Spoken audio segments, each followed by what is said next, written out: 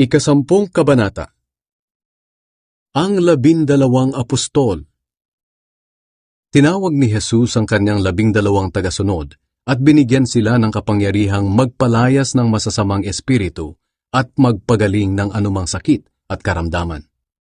Ito ang mga pangalan ng 12 apostol. Si Simon na kung tawagin ay Pedro na siyang nangunguna sa kanila. Si Andres na kanyang kapatid. Si Santiago at si Juan na mga anak ni Zebedee. Si Felipe. Si Bartolome. Si Tomas. Si Mateo na maniningil ng buwis.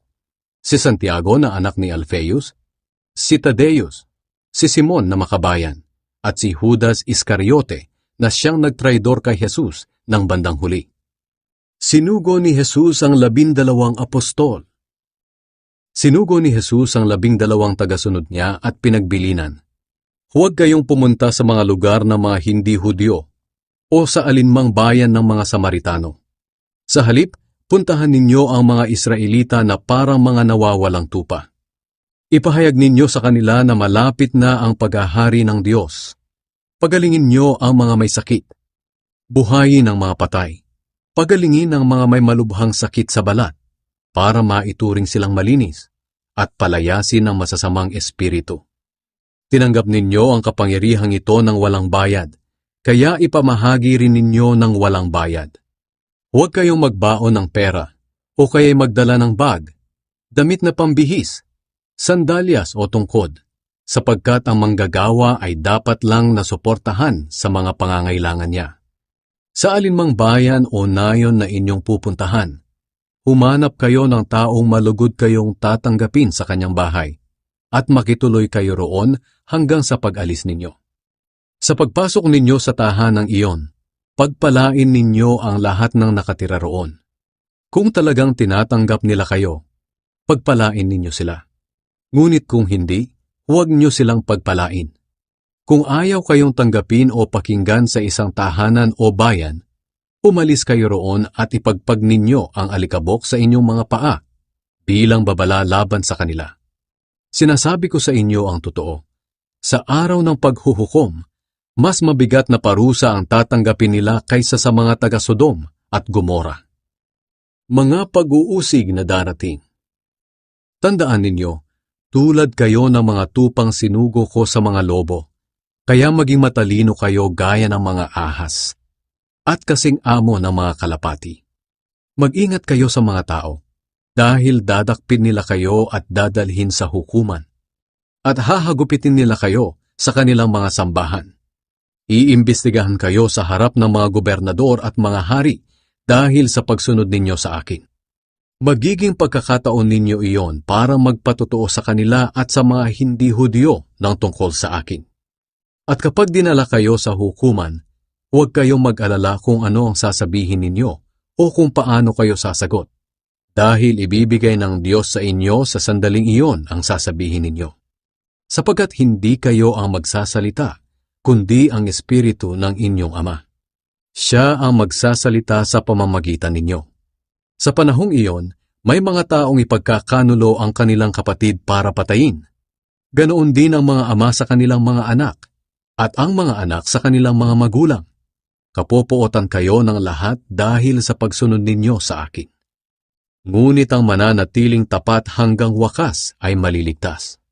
Kapag inuusig kayo sa isang bayan, pumunta kayo sa ibang bayan. Dahil ang totoo, hindi pa man ninyo nalilibot ang lahat ng bayan ng Israel, ako na anak ng tao ay babalik na. Walang mag-aaral na mas higit sa kanyang guro, at walang aliping mas higit sa kanyang amo. Sapat na sa isang mag-aaral na maging katulad ng kanyang guro, at sa alipin na maging katulad ng kanyang amo. Kung akong pinuno ninyo ay tinatawag nilang Satanas, gaano pa kaya kasama ang itatawag nila sa inyong mga tagasunod ko? Ang dapat katakutan. Kaya huwag kayong matakot sa mga tao, sapagkat walang natatagong hindi malalantad, at walang lihim na hindi mabubunyag. Ang mga bagay na sa inyo ko lang sinasabi ay sabihin ninyo sa lahat. At ang mga ibinubulong ko sa inyo ay ipamalita ninyo sa mga tao. Huwag kayong matakot sa mga gustong pumatay sa inyo. Ang katawan lang ninyo ang kaya nilang patayin, pero hindi ang inyong kaluluwa. Sa halip, matakot kayo sa Diyos na siyang may kakayahang puksain ang katawan at kaluluwa ninyo sa impyerno. Hindi ba't napakamura ng halaga ng 2 maya?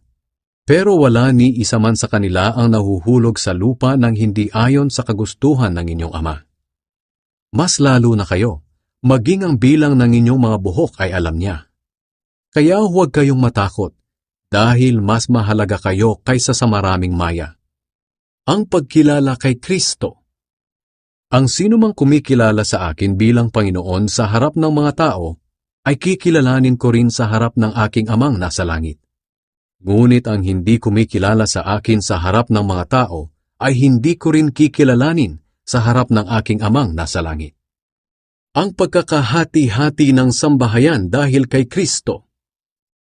Huwag ninyong isipin na naparito ako sa lupa upang magkaroon ng maayos na relasyon ng mga tao. Naparito ako upang magkaroon sila ng hidwaan. Dahil sa akin, kokontrahin ng anak na lalaki ang kanyang ama, at kokontrahin ng anak na babae ang kanyang ina. Ganoon din ang gagawin ng manugang na babae sa kanyang biyanang babae. Ang magiging kaaway ng isang tao ay ang sarili niyang sambahayan. Ang nagmamahal sa kanyang mga magulang ng higit sa akin ay hindi karapat-dapat sa akin. At ang nagmamahal sa kanyang anak ng higit sa akin ay hindi karapat-dapat sa akin. Ang sinumang ayaw sumunod sa akin dahil natatakot siyang mamatay para sa akin, ay hindi karapat-dapat sa akin.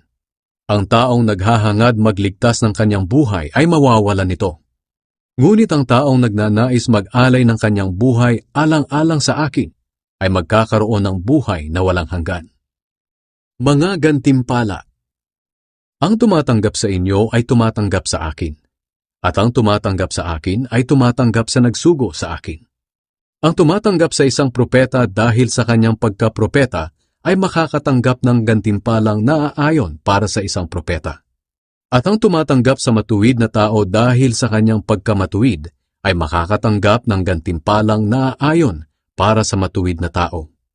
At ang sinumang magbibigay ng kahit isang basong tubig na malamig sa pinakahamak kong tagasunod, ay tiyak na makakatanggap ng gantimpala.